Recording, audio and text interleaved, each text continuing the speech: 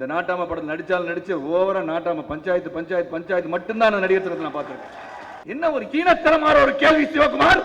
குருநாதர் என்று அழைத்துக் கொண்டிருக்கிறேன். அமெரிக்காவில் உங்களுக்கு வந்து குருநாதரை பார்க்க முடியல. கேட்டா கமலஹாசனை திட்டுவதற்கு, கமலஹாசனை பற்றி பேசுவதற்கு அருகதை யார் சொல்றா? கார்த்தி. பெரிய வருமானத்தை உருவாக்கி விடலாம் என்று சூப்பர் ஸ்டார் அவர்கள் சொல்லியிருக்கிறார்கள். நடிகர் சங்கம் எங்க இருக்கிறது என்று கூட எனக்கு தெரியாது. உண்மை ஒப்புக்கொள்கின்றேன். உனக்கு கிரிக்கெட்டே விளையாட தெரியாது. உனக்கு இதுவரைக்கும் நான் பேசுவானா இன்னைக்கு? வெட்டியான சாதாரண ஒரு இதா? நமக்கு மரியாதை கொடுத்து அனுப்புபவர் நீ வெட்டியான இழிவுபடுத்துற. நீ ஒரு மனிதனா? K Balachander, do you have any experience? Can you match the experience of Sarath Kumar? Can you match the intelligence of Sarath Kumar? Can you come to one-to-one debate with Sarath Kumar? Which topic do you want? ஒரு கீழத்தனமான ஒரு கேள்வி என் மனைவி பார்த்து கேட்கிறார். யார் கேட்கிறாரு? கொடுத்தவங்க நான் தான் உண்மையான கர்ணன். Do you think நான் போய் என் பொண்டாட்டி சொத்தை வித்துவனா? நான் கேவலமான மனிதனானா? 61 வயசுங்க 25 வயசு பையன் நேருக்கு சந்திக்கக்கூடிய தைரியம் உள்ளவனா? என்ன ஒரு கீழத்தனமான ஒரு கேள்வி சிவகுமார். ஏன் என் பொண்டாட்டி போய் கேட்கிற? தைரியம் எந்த ஆம்பளைக்கு ஆம்பளை வந்து கேளு, பொம்பளை போய் கேட்காத. எனக்கும் கோபம் வரும். கெட்ட வார்த்தை மட்டும் எனக்கு வராது. ரவி மாதிரி இன்னும் நிறைய இருக்கு விஷயம். உலகத்தில் எவ்வளவு விஷயம் இருக்கு கத்துக்கிறதுக்கு. 25 வயசு தான் ஆச்சு. வயசு வச்சா கண்ணு வச்சு சேரன்னு சொல்கிறார். ஆகவே என் வயது 26 ஆக்கி கொள்கிறேன். சைக்கிள் போய் பேப்பர் போட்டு 500 ரூபாய் சம்பளத்தில் வந்து உழைச்சு சம்பாரிச்சு வந்தவன் அந்த சரத்குமார். நான் பெரிய வந்து ஒரு நடிகராக பிறகுதான் சிவந்தி ஆயித்தரன் என்னுடைய அண்ணன், பி ராமச்சந்திர ஆயித்தரன் அண்ணன் என்று அப்புறம் தான் எனக்கு தெரியும். அவருக்கு இனத்தை காணுமா? தீயினால் சுட்ட பொண்ணு உள்ளார மாறாதே, நாவினால் சுட்ட வடு என்று சொல்கிறது குரல். தச்சிருச்சுங்க இங்க. அதான் இவ்வளவு பேசுறேன். கராத்தே ஆடி பாருங்க, பாக்ஸிங் பண்ணி பாருங்க. யாரு கூட? என் கூட. அப்புறம் நீ வீரனா இல்லையா நான் சொல்றேன். ஏரணம் செய்தாரே கமலஹாசன் அவர்கள் அமெரிக்காவில் போய் சொல்றார் ஒரு கூட்டத்தில்,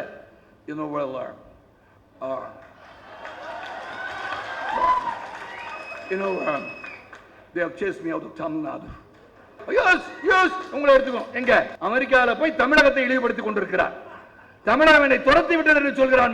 முதலமைச்சர் புரட்சி தலைவரை பற்றி ஏளனம் செய்கிறார். தமிழகத்தை பற்றி அங்க பிரச்சனை வந்தா ஊரை விட்டு ஓடி போறேன்னு சொல்றவங்களா ஒரு மனுஷனாங்க. வீரன்னா இருந்து பார்க்கணும். சோதனை வேதனை கடந்து சாதனை படைப்பவன் மனிதன். உடனே ஒப்பாரி வச்சு அழுது உடனே எல்லாரும் ஓடி போய், ஐயோ கமல் சார் போயிடாதீங்க சார், ஐயோ நீங்க ஊரை விட்டு ஓடிடாதீங்க சார், நீங்க ரொம்ப முக்கியம் சார், கலை உலகத்து நீங்க தான் பிரம்மா சார். எல்லாரும் நடிகன் தான். அந்த நடிகரிடம் என்ன இருக்கிறது வெளியே கொண்டு வருவது டைரக்டரோட வேலை. உங்களுக்கு கிடைச்ச டைரக்டர் சில வயசு நீங்க நடிக்கிறது வந்து நடிப்பா தெரிஞ்சிருக்கலாம். உலகநாயகன் படம் வெளியே வர வேண்டுமே என்ற எண்ணத்திலே பயணித்துக் கொண்டிருந்தேன். விஷால் வந்து 10 போன் போட்டுட்டு இருந்தார். பார்த்தேன். நம்ப மாட்டீங்க, 25 பேர் அடியாட்கள். என்ன உதைக்கிறது 25 பேரா? 29 பேர் தெரியணும், 5 பேர் தெரியக்கூடாது உங்களுக்கு. என் இறுதி யாத்திரை நடிகர் சங்க வளாகத்தில். இதுதான் நான் சொன்னேன். இந்த நடிகர் சங்கம் இதன் பிறகு நிச்சயமாக ஒற்றுமையாக இருக்காது. அது தெல்ல தெளிவாகிவிட்டது என்பது உறுதி. அது நம்பிக்கை எனக்கு உறுதியா இருக்கு.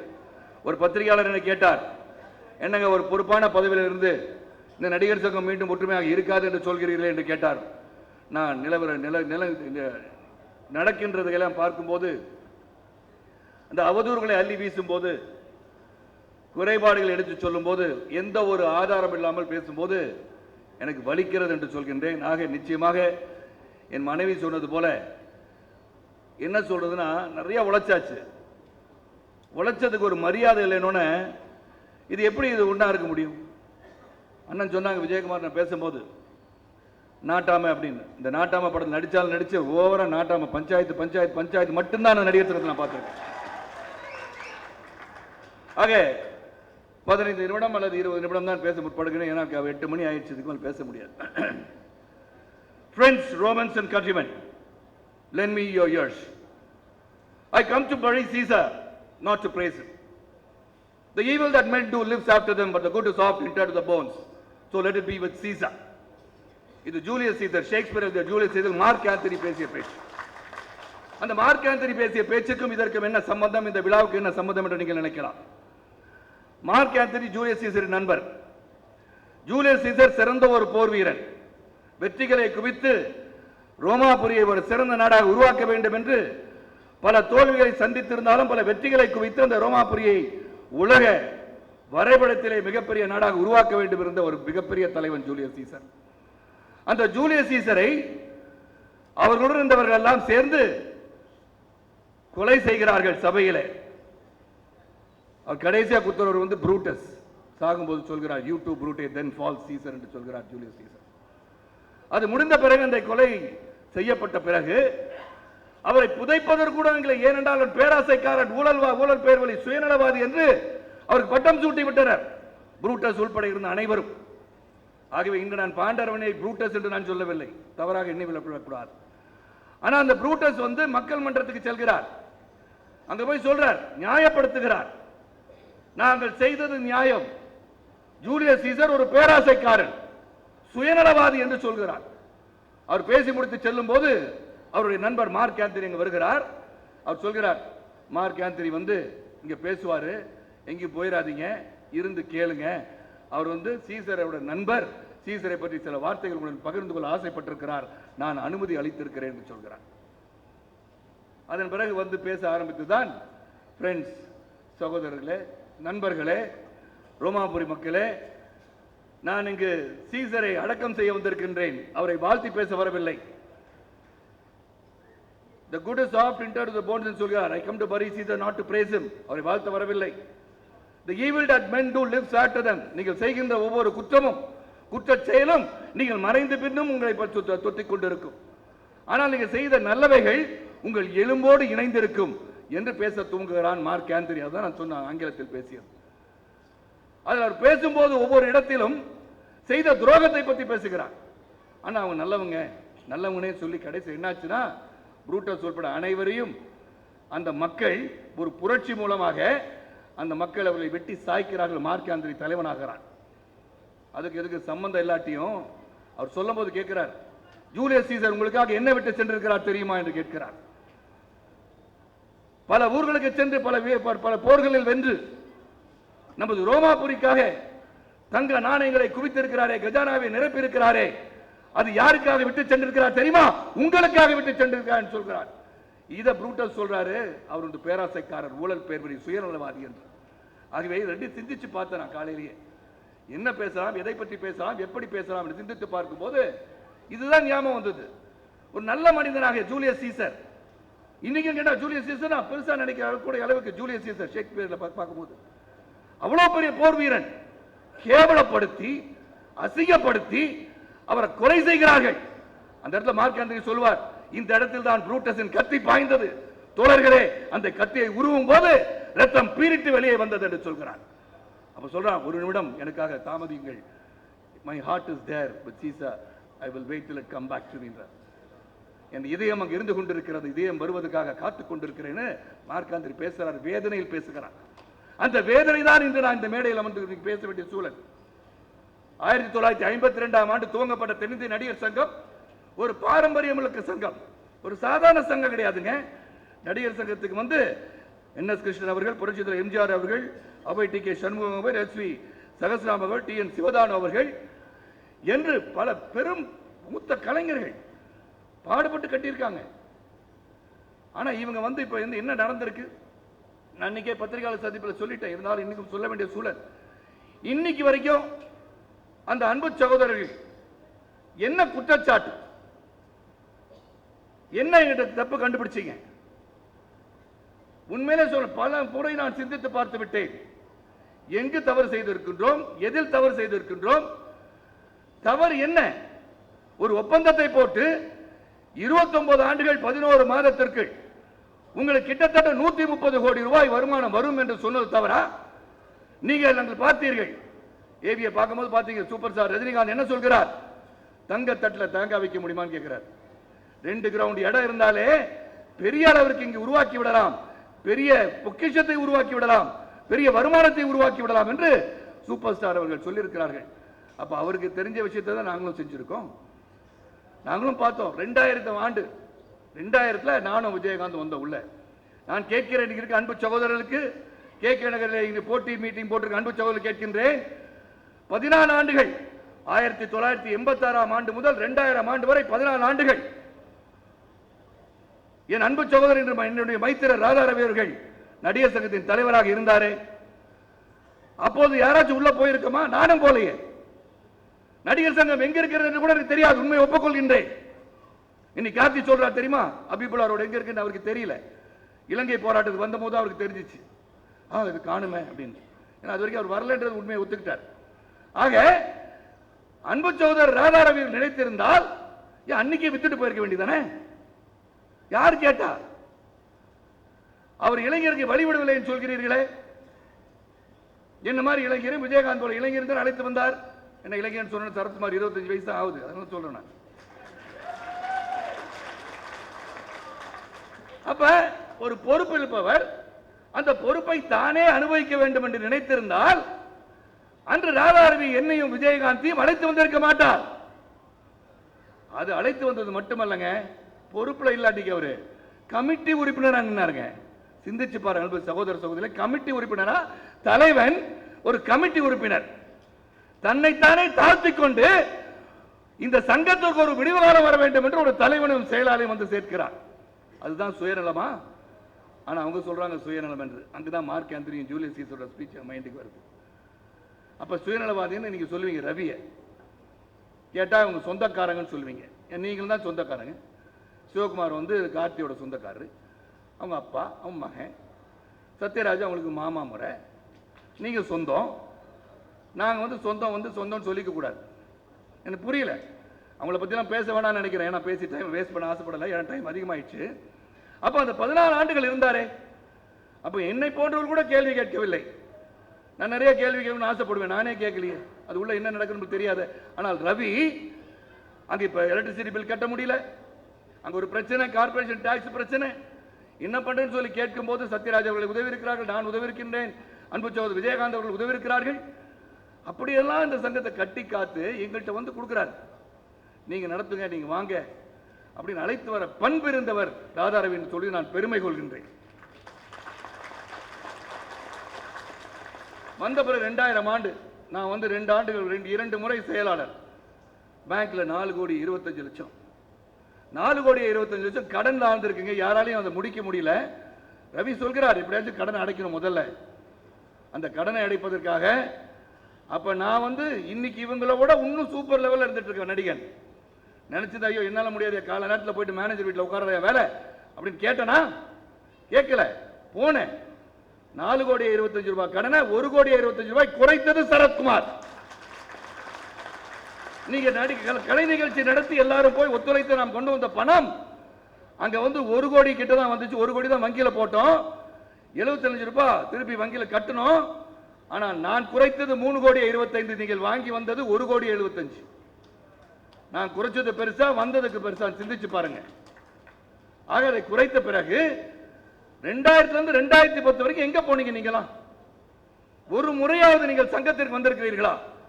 ஒவ்வொரு முறையும் பொதுக்குழு நடக்கும் போது அன்பு மைத்துனர் ராதாரவிகள் பேசும்போது யாரும் வரலையே, ஒருத்தர் வரமாட்டேன்றாங்களே, முன்னணி கதாநாயகர் இல்லையே, கதாநாயகிகள் இல்லையே என்று வருத்தப்படும் போதெல்லாம் நான் கடைசியா இதே மாதிரி இறுதியாக பேசும்போது இல்ல இல்ல ஷூட்டிங் போயிருப்பாங்க, பிஸியா இருக்காங்க, நம்ம சங்கத்து மேல அன்போடு தான் இருக்காங்க, ரவியர்கள் சொன்னாலும் அவர் வருவாங்க, ஒரு நாள் வருவாங்கன்னு சொன்னவன் தான் இந்த சரத்குமார்.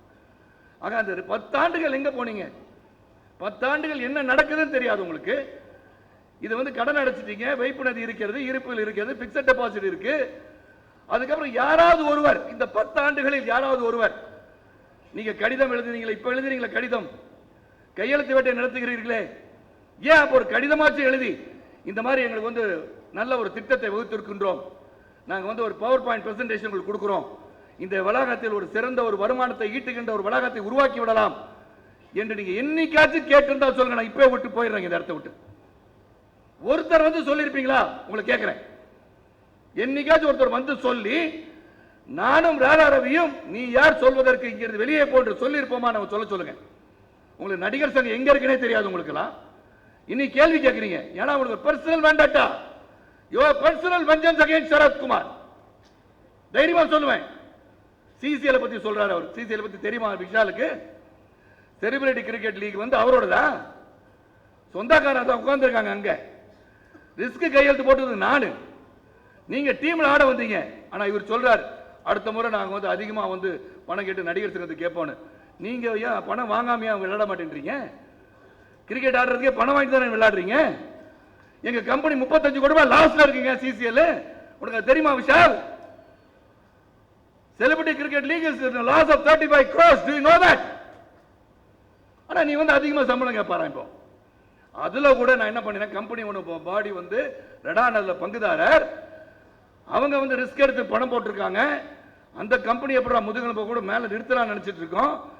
இவர் அதிகமா பணம் கேட்பாரு. அங்க கூட என்ன பண்ணனா 10 வருஷம் அக்ரிமெண்ட் போட்டு கொடுத்தேன் நடிகர் சங்கத்துக்கு. வருடம் நமது சங்கத்தின் உறுப்பினர் கிரிக்கெட் ஆடுவதற்கு 25 லட்சம் ரூபாய் நீங்க சங்கத்துக்கு தரணும்னு சொல்லி 25 லட்சம் ரூபாய் வருடம் தோறும் நடிகர் சங்கத்திற்கு வாங்கி கொடுத்தவன் சரத்குமார். இதான் சுயநலமா? இதான் பேராசையா? நீங்க கிரிக்கெட்ல கேப்டனா இருக்கலாம், அங்க நீங்க விளையாடலாம். அங்க கூட பாவம் அப்பாஸ் விளையாண்டுட்டு இருந்தான் நல்லா. உனக்கு கிரிக்கெட்டே விளையாட தெரியாது உனக்கு. உண்மையா சொல்றேன், இது வரைக்கும் நான் பேசுவான். நான் இன்னைக்கு உனக்கு கிரிக்கெட் பேட்டரா தெரியுமா? பார்த்திருப்பியா? கிரிக்கெட் விளையாடுற கேப்டன் நீ போனா போதும் உன்னை வந்து ஆக்கிட்டார் உங்க முதலாளி. அதனோட நீ பெரிய கேப்டன், அவர் பெரிய ஒரு பெரிய இது ஒரு கேப்டன். நான் தான் கேப்டன். அதே அந்த டீம் வச்சுட்டு தான் இங்க நிக்கிறாரு. அன்னைக்கு அந்த டீம் மட்டும்தான் இங்க நிற்கும். அவர் விக்கெட் கீப்பர் கூட நிற்பாரு, ஃபாஸ்ட் பவுலர் கூட நிற்பாரு, ஓப்பனிங் பேட்ஸ்மேன் கூட நிற்பாரு. ஆனா அவன் கூட வந்து கலைகுலம் நிற்கிறதா, நலிந்த எங்க நாடக கலைஞர் உன் பக்கம் நிற்கிறார்களா? சிந்தித்து பார். ஏன் நிக்கல? இப்ப போறாரு. இன்னைக்கு உண்மையில ரொம்ப வலிக்குது எனக்கு. நீங்க இவ்வளவு நாள் எந்த ஒரு நிகழ்ச்சிக்கு வந்தது இல்லையே. இந்த நிகழ்ச்சிக்கு வந்தீங்க. அன்பு சகோதரர் முரளி அவர்கள் எங்களுடைய செயற்குழு உறுப்பினராக இருந்து மறைந்தாரே, எவ்வளவு பேர் வந்தீங்க கேட்டா? நம்ம ராதா ரவி அவர்கள் தேனாம்பேட்டையில் சாவுக்கு போவாரு, கோடம்பாக்கத்துக்கு சாவுக்கு போவாரு. அவர் வெட்டியான் வேலை பண்ற வெட்டியான் என்ற அன்பு சகோதரர்களை இழிவுபடுத்தி இருக்கிறார். It is a cognizable offense, non bailable offense. போனா போதும் சும்மா இருக்காங்க. என் அன்பு சகோதரர் வெட்டியானுக்கு இடத்தை சேர்ந்த சகோதரர்கள் அமைதி காத்து வருகிறார்கள். இன்னைக்கு அவர் மேல ஒருத்தர் கேஸ் போட்டாங்கன்னா it's a non bailable offense mister Vishal. அதான் ஐசிசேகரம் காதுல ஓதுறாரு அந்த வீடியோல. don't say நினைச்சவனா நாளைக்கு கேஸ் போடுவேன் நான். ஒரு இனத்தை நீ பரிகாசம் செய்திருக்கிறாய். வெட்டியானா சாதாரண ஒரு இதா? இறுதி சடங்கை செய்பவர் அவர், நமக்கு மரியாதை கொடுத்து அனுப்புபவர் அவர். நீ வெட்டியான இழிவுபடுத்துற. நீ ஒரு மனிதனா? கடைசியில் இறுதி யாத்திரை போய் நீ பார்த்திருந்தா தெரியும். இதே நடிகர் திலகம் அவர்கள் என் கையால தூக்கி வச்சிருக்கேன். கே பாலச்சந்தர் முன்மொழிந்து இருக்கிறாரே, நாசர்களுக்கு முன்மொழிந்து இருக்கிறாரே அன்பு சகோதரர் கமலஹாசன் அவர்கள். எங்க போறீங்க? அமெரிக்கால இருந்துட்டு வந்தீங்களா? உங்க குருநாதர் சாவுக்கு வந்தீங்களான்னு கேட்கிறேன். 15 லட்சம் ரூபாங்க. அமெரிக்கால இருந்து ஃபர்ஸ்ட் கிளாஸ்ல வந்து திரும்பி போயிருக்கலாம். குருநாதர் என்று அழைத்துக் கொண்டிருக்கிறீர்கள். அமெரிக்காவில் இருந்து உங்களுக்கு வந்து குருநாதரை பார்க்க முடியல. நீங்க முன்மொழிவீங்க, நான் வேடிக்கை பார்த்துட்டு இருக்கணும். கேட்டா கமலஹாசனை திட்டுவதற்கு, கமலஹாசனை பற்றி பேசுவதற்கு அருகதை இல்லைன்னு யார் சொல்றா? கார்த்தி. உங்களுக்கு என்ன அருகதை இருக்கு? Do you have any experience? Can you match the experience of Sarath Kumar? Can you match the intelligence of Sarath Kumar? Can you come to one-to-one debate with Sarath Kumar? Which topic do you want? என்ன பேச வரீங்க கிட்ட? ஏதோ சும்மா அமைதியா இருக்கா, அமைதியா போறான்னு சும்மா வந்து சீட்டி பார்த்துட்டு இருக்கீங்க. நானும் பார்த்துட்டு தான் இருக்கேன். ஒரு நாள் ஒரு கீழத்தனமான ஒரு கேள்வி என் மனைவி பார்த்து கேட்கிறார். யார் கேட்கிறாரு? சிவகுமார் அண்ணன். ஒரு வார்த்தைக்கு ஒருத்தர் சிவகுமார் அண்ணன் சொல்றவங்க கேட்கிறாரா. என்ன கேட்டிருக்காரு தெரியுமா? வேதனையா இருக்குங்க. அன்னைக்கு என்னுடைய கோபத்தை அடக்கி கொண்டிருந்தேன். என் மனைவி பார்த்து கேட்கிறாரு, ஏமா உங்க கணவன் வந்து படம்லாம் எடுத்து உன் சொத்தெல்லாம் அழிச்சிட்டாராமே. கேட்கிற கேள்வியாங்க. அப்படிப்பட்டவனா சரத்குமார்? என் சொத்தை எழுதி கொடுத்து என் மனைவி சிறப்பா வாழ்ந்து நினைக்கிறவங்க நானு. ஒரு பைசா சொந்த பந்தம் நல்லா இருக்கணும், உறவுகள் நல்லா இருக்கணும், நண்பர்கள் நல்லா இருக்கணும். கொடுத்தவங்க நான் தான் உண்மையான கருணை. கேட்டிருக்கார் கேள்வி. நேரா வீட்டுல போய் கேட்டிருப்பேன். சிவகுமார் பார்த்து பேசுங்க சொல்லிருப்பேன். இன்னைக்கு அக்கா அண்ணன் கூப்பிட்ட ஒரு மரியாதைக்காக விட்டான் அவரை. Do you think நான் போய் என் பொண்டாட்டி சொத்தை வித்துவனா? விக்கிற அருகாரி என்ன பண்ணுவனா? கேவலமான மனிதனானா? உடலில் வலிமை இல்லையா? 61 வயசுங்க, 25 வயசு பையன் நேருக்கு நேருக்கு சந்திக்கக்கூடிய தைரியம் உள்ளவனா? கேவலமான பேச்சு வாயை பொத்திட்டு இருக்கணும். நானு சீனியர் நடிகர், மூத்த கலைஞர் என்று வாயை பொத்திட்டு நான் உட்கார்ந்து இருக்கணும். ஐயோ அவர் பெரிய மனுஷன், அவரை பத்தி பேசக்கூடாது. என்னமா உன் சொத்தெல்லாம் வித்து நீ வந்து அவனுக்கு கொடுத்துட்டியாமே? என்ன ஒரு கீழத்தரமான ஒரு கேள்வி சிவகுமார். வேதனையா இருக்கு. இன்னைக்கு சொல்றேன், தைரியம் என்ன வந்து கேளு. ஏன்பா என்னோட தங்கச்சி சொத்தெல்லாம் வித்துட்டியாம கேளு. ஏன் என் பொண்டாட்டி போய் கேட்கிற? தைரியம் எந்த ஆம்பளைக்கு ஆம்பளை வந்து கேளு, பொம்பளை போய் கேட்காத.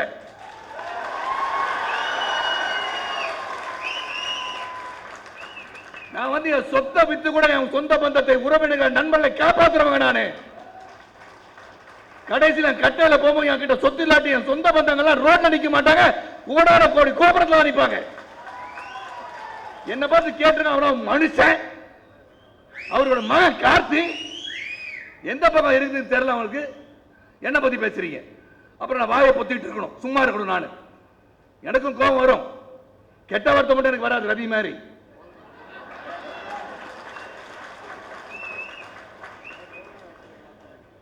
அதுக்கப்புறம் கார்த்தி ஒன்று சொல்வார், ஐயோ அது எங்க போச்சுன்னு தெரியல, நான் வந்தேன் இலங்கை போராட்டத்துக்கு வந்தேன், திடீர்னு காணா போச்சு இந்த பில்டிங்கு. அப்ப நீ அந்த பக்கமே வரல, இப்ப ஏன் வரீங்க?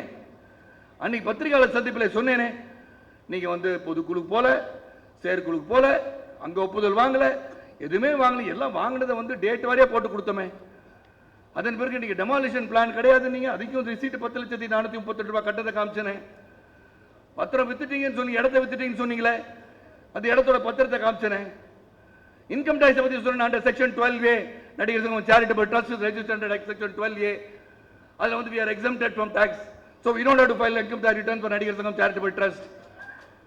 அதன் பிறகு நம்ம வந்து நடிகர் சங்கம் ஃபார்மேஷன் பண்ணது வந்து அண்டர் செக்ஷன் 12A அது இல்ல, அதுக்கு வந்து ஒரு பர்சன் ஆர் பர்சன்ஸ் அப்படின்னு சொல்லுது சட்டம் சொல்கிறது. சட்டத்தை படிக்கல நீ வேணா மேல்நாட்டில் போய் MBA படிச்ச, அது படிச்சியா படிக்கல யாருக்கு தெரியும்?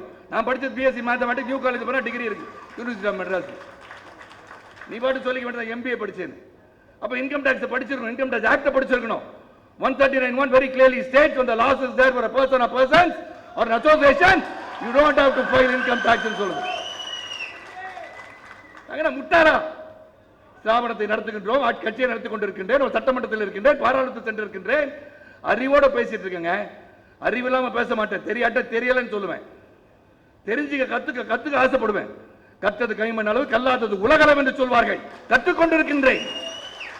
உங்களை மாதிரி எல்லாம் தெரிஞ்சவன் நான் சொல்ல மாட்டேன். இன்னும் நிறைய இருக்கு விஷயம், உலகத்தில் எவ்வளவு விஷயம் இருக்கு கத்துக்கிறதுக்கு. 25 வயசு தான் ஆச்சு. ஆமாங்க, 25 வயசு தான் ஆச்சு எனக்கு. ஏன்னா அதான் மாற்றம் வேணும், மாற்றம்.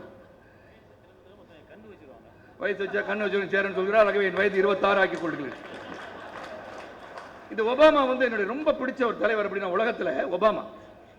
அந்த ஒபாமா வந்து மாற்றம் என்று சொல்கின்ற அந்த வார்த்தையை, சேஞ்ச் என்ற வார்த்தையை சொல்வதற்கு முன்பு ஒரு மனிதன் சொல்லியிருக்கிறார் என்று சொன்னால் அது சுப்ரீம் ஸ்டார் சரத்குமார் தான். I brought that name change. மாற்றம் என்று நான் கொண்டு வந்தேன். because I'm a great lover of Obama. அவருடைய பேச்சுக்கெல்லாம் பார்த்திருக்கின்றேன். மனைவிடம் ஒரு நாள் சொன்னேன், சிங்கப்பூர்ல இருக்கும்போது சொன்னேன், இவர் ஒரு நாள் ஒரு பிரசிடென்ட் ஆயிடுவார் போல இருக்க, இந்த இவர் ஒரு கருப்பராக இருக்கிறார், எப்படி வந்து பிரசிடென்டா வருவாரு அப்படின்னு கேட்டாங்க. நான் சொன்னேன், இவர் உள்ளத்தில் அடித்தளத்திலிருந்து பேசிக் கொண்டிருக்கிறார், நிச்சயமாக பிரசிடென்டா வருவாருன்னு சொன்னேன். எதுக்கு சொன்னா, அவர் மாற்றத்தை பத்தி பேசுகிறார். அவர் அமெரிக்காவில் ஒரு மாற்றத்தை கொண்டு வர வேண்டும், எக்கனாமிக் ரிஃபார்ம்ஸ் பத்தி பேச, பொருளாதார சீரமைப்பை பத்தி பேசுகிறார். அவர் பேசுறார், இவங்க மாற்றம்ன்றாங்க.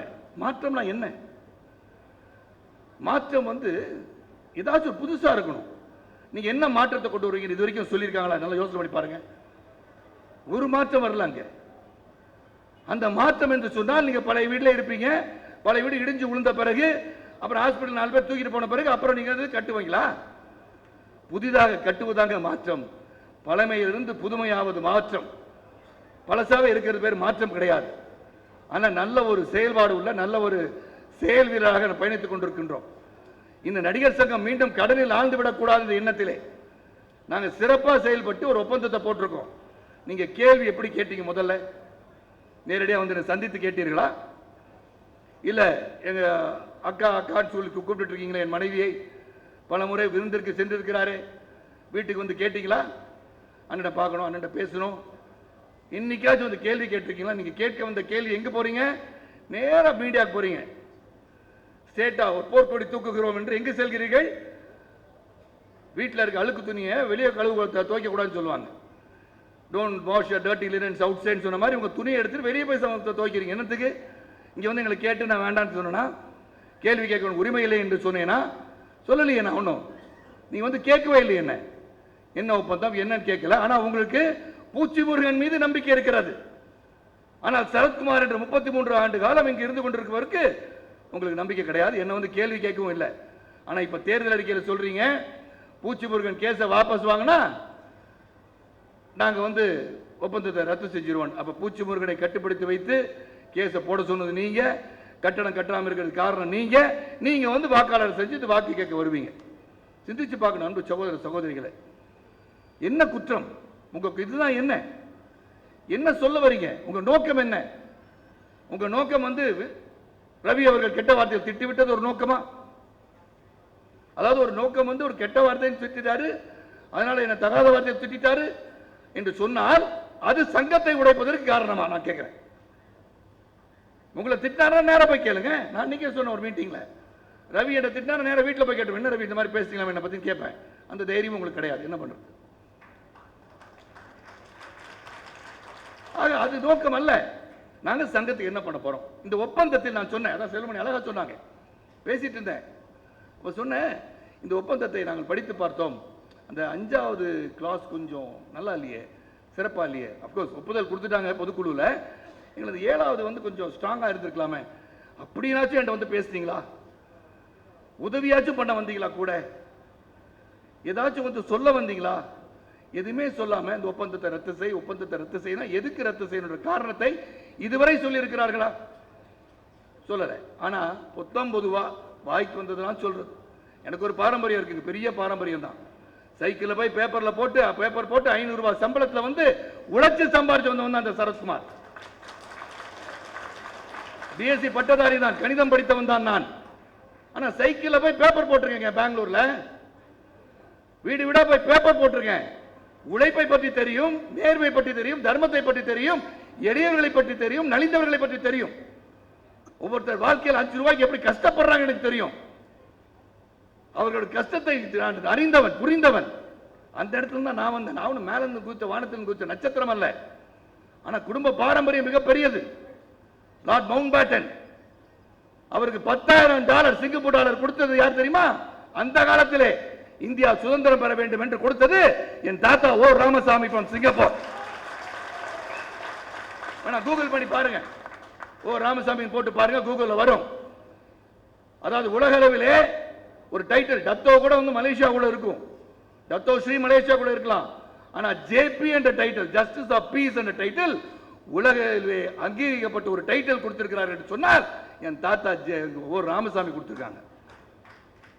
ஒரு பாரம்பரியம் எங்களுக்கு இருக்கு, சொந்த பந்தங்கள் இருக்கிறார்கள். நான் சினிமா துறைக்கு வந்த பிறகு நான் யாருக்கு சொந்தம் கூட யாருக்கும் தெரியாது. நான் உழைச்சி சம்பாதிக்கணும், என் பேர் இவங்களோட சொந்தம், இவர இன்னாரோட சொந்தம் சொல்லி கூட நான் வரல. நான் பெரிய வந்து ஒரு நடிகராக பிறகுதான் சிவந்தி ஆயத்தன் என்னுடைய அண்ணன், பி ராமச்சந்திர ஆயத்தன் அண்ணன் என்று அப்புறம் தான் எனக்கு தெரியும். அதுக்கப்புறம் தான் அவங்களுக்கே தெரியும், பத்திரிகையாளர்களே அப்பதான் தெரியும். என்னையா சொல்லு, ஐயாவுக்கு சொந்தனே சொல்லலையே, எதுக்கு சொல்லணும்? நான் உழைத்து சம்பாதித்து என் சொந்த காலில் நின்று நான் நிற்க வேண்டும் ஆசை கொண்டவன். அது எதுக்கு நான் சொல்லணும்னு கேட்டவனா? ஆக உழைப்பை பற்றி நல்லா தெரியும். உழைச்சிருக்கேங்க, இந்த சங்கத்துக்காக கடினமா உழைச்சிருக்கேன். வேதனையா இருக்கு போது, ஊழல் குற்றச்சாட்டை வைக்கும் போது வேதனையாக இருக்கிறது, வலிக்கிறது. 60 கோடி ரூபாய் வாங்கிட்டேன்னு சொல்றாங்க. எடுத்த 3 படத்துல 15 கோடி ரூபாய் லாஸ். சரி பண்ணிட்டு வைக்க ஓடி போயிட மாட்டேங்கிறா. அதுக்கு ஆதாரம் இருக்கிறதா? இங்க ஒரு பத்திரிகையாளர் வந்து சொல்றார், ஒரு மெம்பர் இல்லாம நான் மெம்பர் இந்த மேடையில, அதான் சொல்றேன் ஒற்றுமை வராதுன்னு ஏன் சொல்றேன்னா, ஒரு நான் மெம்பரை கூட்டி நிக்க வச்சு என்னை பற்றி அவதூறு பேச வைக்கிறீர்கள். அது உங்களுக்கு வலிக்கலையா? 33 வருஷம் இந்த இண்டஸ்ட்ரியில் இருக்கனே, 33 வருஷம் இந்த கலைத்துறையில் இருந்து சேவை செய்து ஏழை எளிய மக்களுக்கு துன்பம் என்ற போது பக்கத்தில் போய் நின்று இருக்கேன், உதவி பண்ணியிருக்கேன், சர்வீஸ் பண்ணியிருக்கேன். என்ன பார்த்து நீங்க கேட்கிற கேள்வி எதுவா? இதுதான் நான் சம்பாதிச்ச பேரா? அப்ப நீங்க சொல்வதில் ஏதாச்சும் உண்மை இருக்கிறது. அவரை கூப்பிட்டு வச்சு இதே மேடையில் அங்க நின்று பேசுறாரு. அவரு சொல்றார், நான் இவ்வளவு கொடுத்தோம், நாங்க வந்து ரவி வந்து பேசினாரு, இந்த பேர் காலையில 7 மணிக்கு ஓடி வந்தாரு, ஓடி வந்தோன்னே அதெல்லாம் வந்து நான் சொன்னதெல்லாம் செஞ்சாரா? என்னங்க இதே அவர் வேறு யாராவது இந்த மேடையில் வந்து அப்படி அவர்களை பற்றி பேசியிருந்தா அவர் முதல்ல கீழே இறக்குங்கன்னு சொல்லியிருப்பேன். யாரை கூப்பிட்டு எங்க என்ன பேசுறீங்க? அதை பத்தி இங்க கருணாகரன் தயாரிப்பாளர் பேசினார் உங்களிடம். அவர் மேலே பெரிய குற்றச்சாட்டு. அதை பத்தி நான் பேச விரும்பல, அது அப்புறம் பார்த்துக்கலாம் இந்த தேர்தல் முடிஞ்ச பிறகு. இங்க இந்த சங்கம் பாரம்பரியம் மிக்க ஒரு சங்கம்.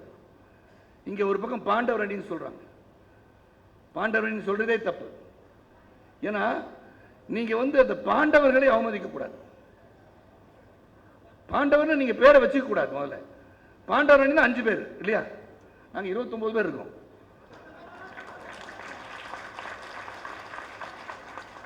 அப்ப அவங்க 5 பேர் தான் இருப்பாங்க. அவங்க கூட இருக்க கமிட்டி மெம்பர்லாம் பாவம். முதல்ல சொல்லிட்டாங்க, நாங்க பாண்டவரணி 5 பேர் தான் இருப்போம், வேற 24 பேருக்கு யாரும் ஓட்டு போடாதீங்கட்டாங்க. தனித்தனியாக கேட்குறாங்க, எனக்கு மட்டும் போட்டுருங்கன்னு ஒரு இடத்துல போய் சொல்லியிருக்காங்க ஒருத்தர். ஆக பாண்டவரணின்னு சொன்னது தப்பு. பொய்யை மட்டும் சொல்றாங்க. இந்த பொய்க்கு மட்டும் நிறைய பேர் உண்டு. சுத்த பொய், அண்ட புழுகு, ஆகாச புழுகு. ஆனா உண்மைன்றது உண்மை மட்டும் தான் சொல்ல முடியும். சுத்தமான உண்மை, நேர்மையான உண்மை கிடையாது. எங்ககிட்ட உண்மை மட்டும் தான் இருக்கு. அந்த உண்மைக்கு அணி தேவையில்லை, உண்மைக்கு பெயர் தேவையில்லை, பொய்க்கு பெயர் தேவைப்படும். இதுல பொய், சுத்த பொய்யா, பச்சை பொய்யா சொல்றாயா, அண்ட புழுகுயா அப்படின்னு பொய்க்கு வடைமொழிகள் நிறைய கொடுக்கலாம். ஆனா உண்மைக்கு உண்மை தான் சொல்ல முடியும். There cannot be an exaggerated version for உண்மை. உண்மை உண்மைதான். அந்த உண்மை இருக்கும் இடம் இது. இங்க எல்லாம் இருக்காங்களா, இவங்கதான் உண்மை. இவர்கள் பேசுவது உண்மை, செய்வது உண்மை, செயலில் உண்மை, நேர்மை, தர்மம், நியாயம் உள்ள இடம் இந்த நடிகர் சங்கத்தில் இருந்து கொண்டிருக்கிற நாங்கள் தான் என்பதை உங்களுக்கு சொல்றேன். இதெல்லாம் இவ்வளவு தூரம் எதுக்கு சொல்லணும்னா, ஒரு பொய்ய 100 தடவை சொன்ன உண்மையாயிராதுங்க. இப்ப அதெல்லாம் சொன்னதுக்கு உடனே சொல்றார் பூச்சி முருகன் என்பவர் சொல்றார், ஐயா அதெல்லாம் பொய்யான டாக்குமெண்ட் காமிச்சாருங்க, எல்லாம் பொய்யுங்க. அப்ப இதுதான் உண்மை. உண்மையாச்சும் கொண்டு வந்து காமி, நான் பாத்துக்கிறேன்.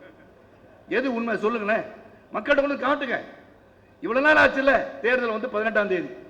இவ்வளவு நாளுக்கு ஏன் உங்களிடம் இருக்கும் இந்த ஆதாரத்தை ரெக்கார்ட் பண்ணி வச்சிருக்கேன்னு சொல்லி ரவி பேசினார், கொண்டு வந்து காமிங்களையா? காமிங்க, வெட்ட வெளிச்சமாக்குங்கள்.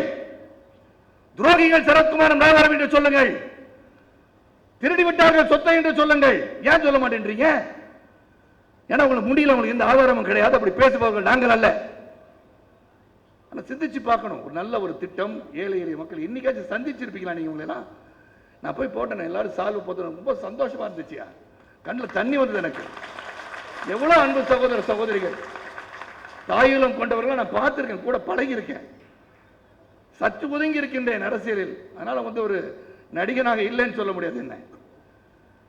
ஏன்னா எனக்கு இப்ப நிறைய சேவை செய்யணும் அப்படின்னு பணப்பான்மையில் வந்தவன் நான். ஆனால் அது கொஞ்சம் கொஞ்சமா குறைய ஆரம்பிக்குது. உண்மையிலே சொல்றேன். என் மனைவி சொன்னது போல, ஏன்டா இந்த சினிமான்ற அளவுக்கு வந்துருச்சுங்க. பொது வாழ்க்கை இருக்குது, பொது வாழ்க்கையை போயிட வேண்டியதானே. கேட்கிறாங்க, மாற்றம் வேண்டும். சத்யராஜ் சொல்றாருங்க, அன்பு சகோதரர், 1 வருஷத்துக்கு முன்னாடி ஒரு வீட்டில் போய் 1 மணி நேரம் பேசியிருக்காங்க. இந்த ஒப்பந்தம் என்ன, இதன் சரத்துக்கள் என்ன, இது எப்படிப்பட்ட ஒப்பந்தம், 1 வருஷத்துக்கு முன்னாடியே வீட்டில் போய் பேசியிருக்கா இல்லை, அவர் மனத்தை தொட்டு சொல்லட்டும். அவர் 11 மணிக்கு தான் டிசைட் பண்ணாராம் மீட்டிங் போறதா வேண்டாமான்னு. 11 மணிக்கு டிசைட் பண்ணி அவங்களுக்கு ஆதரவா பேசுறாரு, மாற்றம் தேவைன்னு. உங்களுக்கு மாற்றம் தேவையா இருக்கலாம் சத்யராஜ், அன்பு சகோதரர் அவர்களே. எனக்கு மாற்றம் தேவை கிடையாது. ஏனென்றால் எங்களிடம் மாற்றம் என்பது இந்த ஒப்பந்தத்தை சிறப்பாக நடத்தி இந்த நடிகர் சங்கத்தில் கடன் இல்லாத ஒரு சூழலை உருவாக்குவதுதான் எங்களுக்கு மாற்றம். எங்களை ஒதுக்கி வச்சுட்டு போகணும்னு ஆசைப்படாதீங்க. உங்களால் முடிஞ்ச கூட வந்து வேலை செய்யுங்க. அங்க இன்னொருத்தர் காமெடி பண்றாரு, அவர் எங்க போய் பிரச்சாரம் பண்ணாலும் அங்க தோத்து போயிடும். அவர் தான் தூக்கி வச்சுக்கிட்டாங்க. அவருக்கு இடத்த காணுமா, இடத்த காணுமா, அவர் ஏன் பண்ணு தெரியல போல இருக்கு. அந்த ரோட்ல போயிருந்தாங்க, இருக்கா இல்லையான்னு தெரிஞ்சிருக்கும். ஆக இதை காமெடிக்காக கூட்டத்தை பார்த்தோன்னு ஒரு பேச்சு, கூட்டம் இல்லாத ஒரு பேச்சு. லட்சண SSRக்கு வந்துங்க இறந்த போது நீங்க எங்க போனீங்க? வந்தீங்களா? நீங்களே அந்த வீட்டு பக்கமாச்சும் வந்தீங்களா? அப்புறம் வந்து நினைவஞ்சலி நாங்கள் நடத்துறோமே, அப்போ வந்தீங்களா? எல்லாம் அவங்க குடும்பமே ஒன்றா இருந்துச்சு. இன்னைக்கு என்ன பண்றீங்க? குடும்பத்தை பிரிச்சு பார்க்கறாங்க. பாண்டவர் அணி பிரிக்கிறாங்க. வேதனையா இருந்தது. SSR கண்ணன் அவர்கள் சொல்லுகையில வேதனையாக இருந்தது. ஏன்னா நாங்க அப்படி பார்க்கலைங்க. அந்த மாதிரி பாடல. இது என்ன வேறொரு களமா இது? நாளைக்கு ஒருத்தர் திட்டிக்குவோம், நாளைக்கு கூடி சேர்ந்து பழக முடியுமா? தீயினால் சுட்ட பொண்ணு உள்ளார மாறாதே, நாவினால் சுட்ட வடு என்று சொல்கிறது குறள். கச்சிருச்சுங்க இங்க. அதான் இவ்வளவு பேசுறேன். உள்ளத்தின் அடித்தளத்திலிருந்து ஆணித்தரமாக சொல்கின்றேன். வலிக்குது. என்ன தவறு செய்தேன் சுட்டி காட்ட முடியவில்லை உங்களால். கேட்டா அது தப்பு, இது தப்பு. மாமியார் மருமக சட்ட மாதிரி சொல்லிட்டு இருக்காங்க. உட்காந்தா குத்தம், நின்னா குத்தம், படுத்தா குத்தம், தூங்கினா குத்தம், ஜன்னல் திறந்தா குத்தம், கண்ணாடி லைட்டை போட்டா குத்தம், லைட் ஆஃப் பண்ணா குத்தம், எல்லாமே குத்தம் உங்களுக்கு. அப்ப எதுதான் நியாயம் சொல்லுங்க?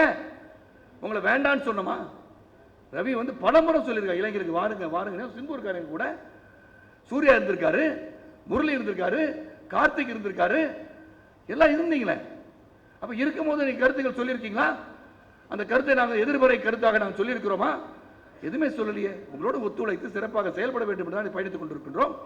ஆக இப்படி நல்லபடியாக சிறந்த முறையில் ஒரு தென்னிந்திய நடிகர் சங்கம் நடந்து கொண்டிருக்கும் போது என்ன காரணம் இதுவரைக்கும் எனக்கு புரியல. ஏதாச்சும் ஒரு காரணம் இருக்கணும். அதுக்கு பல காரணம் இருக்கு. சிசிஎல் ஒரு காரணமாக இருக்கலாம், வேற ஒரு காரணம் வச்சிருக்கார், பர்சனல் அஜெண்டா, அதனால என்ன பழிவாங்க நினைக்கலாம், அவரை நான் அங்கீகரிக்கவில்லை என்று நினைத்துக் கொள்ளலாம். அதெல்லாம் வந்து ஒரு காரணம் கிடையாது. அப்ப ஒரு அஜெண்டா வேணும். நீ வந்து வாழ்க்கையில என்ன சாதிக்கணும் அதை சாதி. உனக்கு அரசியல் வரணும்னு ஆசை வந்துருச்சு, அவ்வளவுதானே? தைரியமா சொல்ல அரசியல் நடத்தணும்னு பாரதி ராஜா அவர்கள் சிறந்த ஒரு அறிக்கை வெளியிட்டிருந்தார். அந்த சிந்தனை தான் இன்னைக்கு செல்வமணியும் சேரணும் பதிவித்திருக்காங்க. அதை சொல்ல வரல. என்னை பொறுத்தவரை தென்னிந்திய நடிகர் சங்கம் என்று சொல்லும் போது அது ஒரு குடும்பங்க.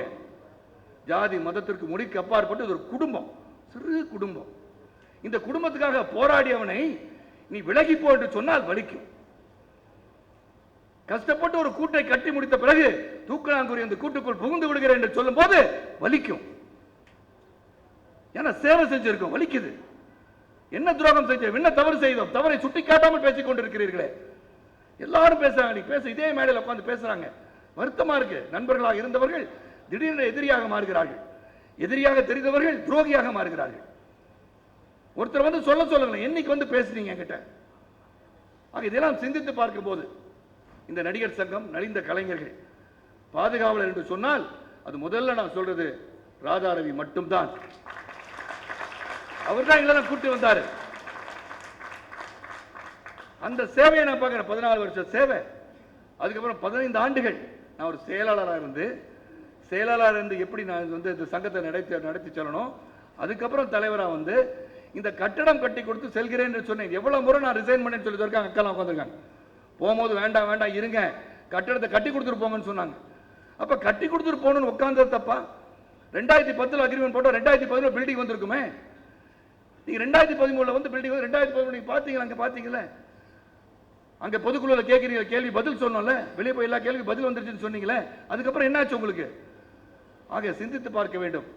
நல்ல ஒரு சங்கமாக தென்னிந்திய நடிகர் சங்கம் பாரம்பரிய தென்னிந்திய நடிகர் சங்கத்தின் தேர்தல் 18ஆம் தேதி அன்னைக்கு மனசாட்சியோட போங்க. சற்று நேரம் அங்க போய் அந்த வாக்குச்சீட்டை பார்த்தவுடன் அப்படியே கண்ணை மூடிக்கோங்க, சிந்தித்து பாருங்கள். செய்த சேவைகளை ஒரு நிமிடம் சிந்தித்து பாருங்க. கண்ணை மூடிட்டு யோசனை பண்ணி பார்த்தீங்கன்னா தெரியும், இதை வந்து யார் இதை சிறப்பாக நடத்த முடியும், யார் நமக்கெல்லாம் உழைத்திருக்கிறார்கள், யார் நமக்காக தொடர்ந்து உழைப்பார்கள், யார் இந்த சங்கத்தை கட்டி காத்து சிறப்பான முறையில் நலிந்த கலைஞர்களை எல்லாம் நம்முடன் அழைத்து செல்வார்கள் என்று நீங்க சிந்திச்சு பார்த்தீங்கன்னா உங்க மனசுல தோன்றது ஒன்னே ஒண்ணுதாங்க, இந்த அணி எங்களை சார்ந்த அணி, எங்கள் அணி, அது உங்க கண் முன்னாடி வரும்.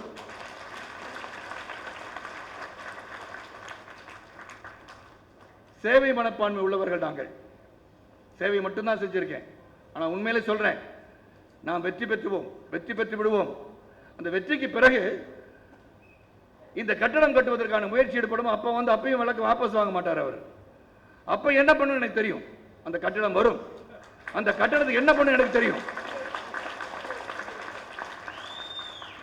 ஆனா அதுக்கப்புறம் நான் சொல்றேன், அன்பு சகோதரர் துணைத் தலைவர் இருக்கிறார், ரவி அவர்களுக்கு எல்லாம் இருக்கீங்க. இதுக்கப்புறம் உண்மையிலே இந்த வழக்கு வந்து நிச்சயமா வெற்றி பெறுவோம். கட்டடம் வருங்க.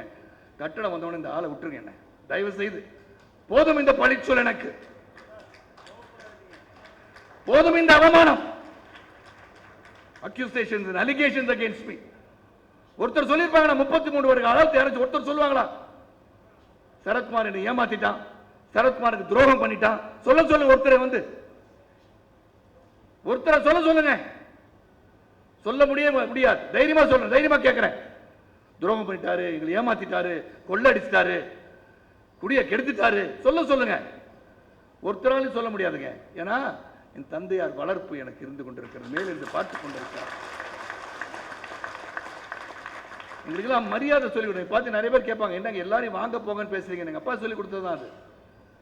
என்னைக்குமே வாடா போடான்னு கூட யாரையும் பேச மாட்டேன். எங்க வீட்டு வேலை ஆட்களாக இருந்தாலும் கூட என்ன நல்லா இருக்கீங்களா, வந்தீங்களா, உட்காந்தீங்களா, சாப்பிட்டீங்களா, அப்படிதான் கேட்பேன்.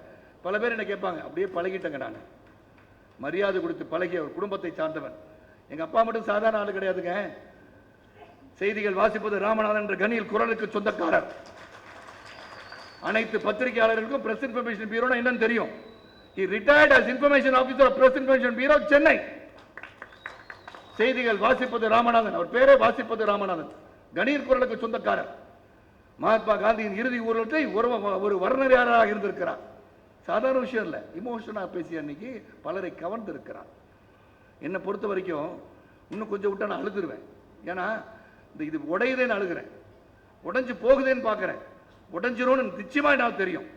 செல்வமணி சொன்னாங்க, நாங்கள் இருப்போம், நாங்கள் இருந்த திருப்பி ஒட்ட வச்சிருவோன்னு. Never, it's not possible, it cannot be possible. நான் நிச்சயமா அதுக்கு இறங்கி வரமாட்டேன். இனிமே நான் பாட்டு ஒதுங்கி போயிடுவேன் ஒழிய விலகி போக மாட்டேன். உறுதுணையாக இருந்து உங்களை நான் காப்பாற்றுவது இருந்து கொண்டே இருப்பேன் ஒழிய இவங்களை மாதிரி ஆளுங்களை வந்து நிச்சயமா நான் வந்து அடையாளம் காட்டுவேன். இன்னைக்கும் சொல்றேன், சிவகுமார் அவர்களே, நிச்சயமாக உங்க வீட்டு எதிர வந்து ஒரு நாள் கேட்பேன். என் மனைவியிடம் நீங்கள் கேட்ட கேள்வி சொன்னது தவறாக சொல்லிவிட்டேன், உங்களை கேட்காட்டி என் பேர் சரத்குமார் இல்ல, வாபஸ் வாங்கிருங்க. என்ன பேசி உங்களுக்கு நீங்க வந்து ஆதரிப்பீங்களா? அவங்கள ஆதரிங்க. Don't go and tell my wife that I've sold her property. அங்கதானே இருக்கு ப்ராப்பர்ட்டி. எல்லாத்துக்கும் பொத்தம் பொதுவா ஏதோ பேசிக்கிட்டு பேச வாய் இருந்தா பேசுறது, அப்படி பேசக்கூடாதுங்க. நியாயமா பேசணும். எதிலுமே நியாய தர்மம். தப்புனா காலில் விழுந்து மன்னிப்பு கேட்டுருவோம். நான் அப்படிப்பட்ட பாரம்பரியம் எனக்கு இருக்கிறது. உண்மையை பேசணும்னு நினைச்ச எல்லாரும் நிறைய பேர் இருக்காங்க. அன்னைக்கு காமெடி பேச என்ன பார்த்து தமிழனான்னு கேட்கறாங்க. சிரிப்பு வருது எனக்கு. ராகுல் வந்து ஒரு மாத காலம் ஸ்ரீலங்காவில் போய் கிரிக்கெட் ஆட போயிட்டானா, அங்க படிக்க போயிட்டானா, அதனால அவன் வந்து தமிழன் இல்லையா? சிந்திச்சு பார்க்கணுங்க. நீங்க என்ன நடிகர் சங்க தேர்தல் நடத்துறீங்களா? குடும்ப விமர்சனம் செய்கிறீர்களா? மாமா மச்சானுவீங்க, சொந்தத்தை பத்தி பேசுவீங்க, குடும்பத்தை ரோடுக்கு இழுப்பீங்க, குடும்பத்தை பிரிச்சு பார்ப்பீங்க. அது நடிகர் சங்க தேர்தலின் அஜெண்டாவா? Is that an agenda? நடிகர் சங்கத்துக்கு என்ன பண்ணுவேன்னு சொல்லுங்க. 24 லட்சம் வருமானம் வருதுன்னு சொல்றீங்க, எங்க கிட்ட 30 லட்சம் வருது வருமானம்ன்றீங்க. கேட்டா நாங்க வந்து படத்துல நடிச்சு 30 கோடி ரூபாய் சம்பாதிப்போம். உன் படமே 4 கோடி கலெக்ட் ஆகல. என் படம் பெட்டர், யார் சண்டை மாறுதோம்? ஆமா, உண்மையில சொல்றேன். நாங்க சொன்னாங்க ஜனவரி வந்து என்னுடைய அன்பு சகோதரர் அஜித்தோட படம் வருது, இந்த விஷால் படம் வருது, அதனால நம்ம பிப்ரவரி வரலாம்னு சொல்லிட்டாங்க. அன்னைக்கு நான் வந்திருக்கணும். அப்ப விஷாலை பத்தி அன்னைக்கு தெரிஞ்சிருக்கும். ஆக எதுக்காக சொல்றேன்னா, நீங்க வந்து ஒரு வீரன் அப்படிலாம் சொல்லிட்டு இருக்க முடியாது. வீரன் வந்து களத்தில் இறங்கும் போது தான் தெரியும். சும்மா வாய் புதார் காமிக்கிறோம் வீரன் கிடையாது.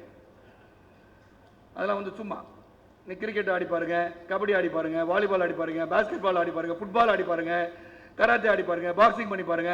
யார் கூட? என் கூட. அப்புறம் நீ வீரனா இல்லையா நான் சொல்றேன்.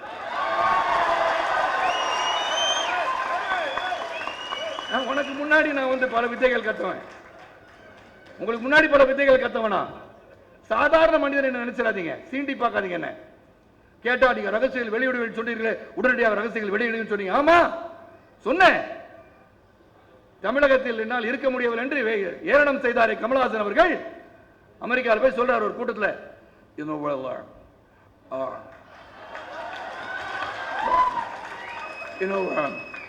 they have chased me out of Tamil Nadu. Will you take me to America? Yes, உங்களை எடுத்துக்கோ. எங்க? அமெரிக்காவில் போய் தமிழகத்தை இழிவுபடுத்திக் கொண்டிருக்கிறார். தமிழகம் என்னை துரத்தி விட்டது என்று சொல்கிறார். முதலமைச்சர் புரட்சி தலைவை பற்றி ஏளனம் செய்கிறார் தமிழகத்தை பற்றி. அங்க அப்புறம் வந்து பிரச்சனை வந்தா ஊரை விட்டு ஓடி போறேன்னு சொல்றவங்களா ஒரு மனுஷனாங்க. வீரன்னா இருந்து பார்க்கணும். சோதனை வேதனை கடந்து சாதனை படைப்பவன் மனிதன், அவன் வீரன். உடனே ஒப்பாரி வச்சு அழுது உடனே எல்லாரும் ஓடி போய், ஐயோ கமல் சார் போயிடாதீங்க சார், ஐயோ நீங்க ஊரை விட்டு ஓடிடாதீங்க சார், நீங்க ரொம்ப முக்கியம் சார், கலை உலகத்து நீங்க தான் பிரம்மா சார்.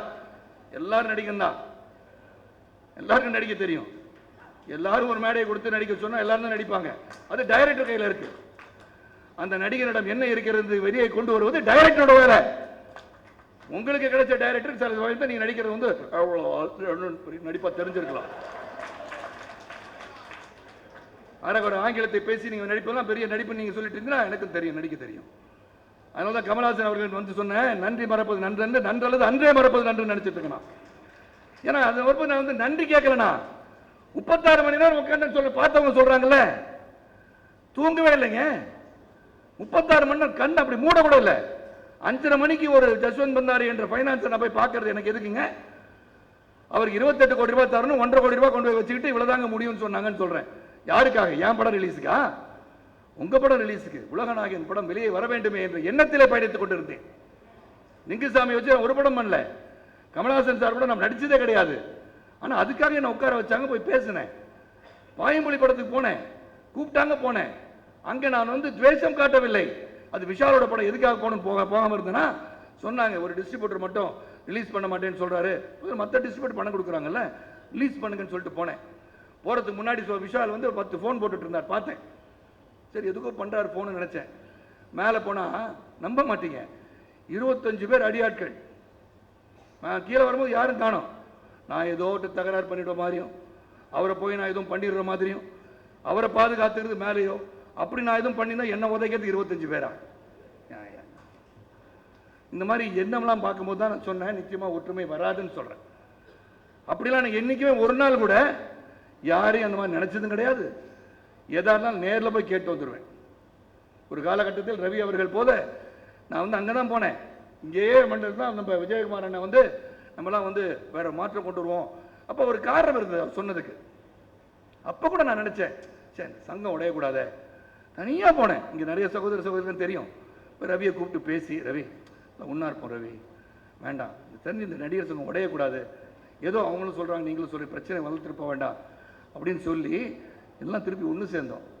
ஆக ஒரு தயாரிப்பாளர் சங்கம் இறுதி கட்டத்திலாச்சும் ஒரு பேச்சுவார்த்தையில் அவங்க வந்து இதாச்சும் நல்லது நடக்குமான்னு நினச்சா அவங்க சொல்கிறாங்க சமாதானம். யார் சமாதானம் கூடிய வெள்ளக்கூடியா காமிச்சோனாங்க, அவங்க கூப்பிட்டு பேசினாங்க. அவங்களுக்கு எழுதியிருக்க லெட்டர் படித்தார்ல, வேதனையாக இருக்கு.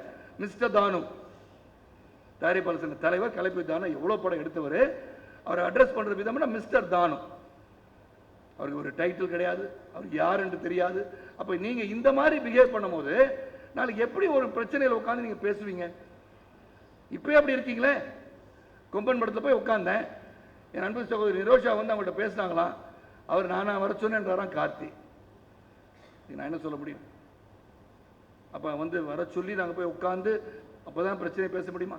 ஒரு கலைக்குலத்தில் பிரச்சனை என்று சொன்னால் நாங்களே போய் பார்த்து நாங்களே பிரச்சனை முடிச்சு வைக்கிறது அழகு நான் நினைக்கிறேன். அது அன்பு சகோதர சகோதரிகளே, நேரமாக இருந்தாலும் என்னுடைய உள்ளத்தின் அடித்தறிந்த உண்மைகளை பேச வேண்டும் நினைத்தேன். என்னை பொறுத்த வரைக்கும் இந்த சங்கம் நன்றாக இருக்க வேண்டும், சிறப்பாக செயல்பட வேண்டும், நல்லது நடக்க வேண்டும் என்றால் இந்த அணி, பாண்டவர் அணி இருக்கிறதே, அது ஆண்டவர் அணியாக மாறக்கூடாது. இந்த இந்த சரத்குமார் அணி என்று சொல்கிறார்கள். இது சரத்குமார் அணி கிடையாது. இது எங்கெல்லாம் சேர்ந்து ஒரு குடும்ப அணி. இது குடும்பம். நீங்க எல்லாம் என் குடும்பம். நீங்க எல்லாம் ஒன்னா இருந்தாதான் நம்ம நல்லா இருக்க முடியும். தன்னலமற்ற சுயநலமற்ற ஒரு குடும்பம் இங்கு இருக்கிறது. இந்த குடும்பத்திற்கு 18ஆம் தேதி என்று நீங்கள் செல்லும் போது உங்கள் மனக்கண்களை மூடி பார்க்கும் போது உங்களுக்கு எங்களை மட்டும்தான் தெரிய வேண்டும், நாங்கள் மட்டும்தான் தெரிய வேண்டும். 29 பேர் தெரியணும், 5 பேர் தெரியக்கூடாது. உங்களுக்கு 29 பேர் இருக்கோம். நாங்க அந்த 29 பேருக்கு வாக்களித்து எங்களை பெருவாரியான வாக்கு வித்தியாசத்தில் வெற்றி பெற செய்வீர்கள் நம்பிக்கையோடு உங்களுக்காக நாங்கள், எங்களுக்காக நீங்களாக என்றும் குடும்பமாக பயணிப்போம் என்று சொல்லி என்றும் இன்றும் சொல்கின்றேன். என் இறுதி யாத்திரை நடிகர் சங்க வளாகத்தில் இருந்தால் சொல்லும் என்று சொல்லி விடைபெறுகின்றேன். நன்றி, வணக்கம். I salute you, Shimbu. Hats off. தமிழண்டா.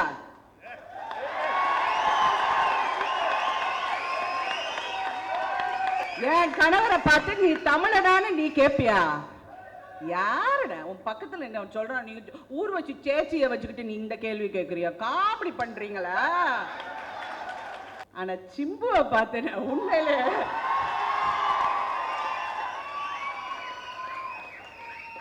பயங்கரமா பேசுறா போல. எனக்கு ஷாக்கு. என்ன சிம்பு அப்படின்னா வருதுங்க, ஃப்ளோல வருதுங்க.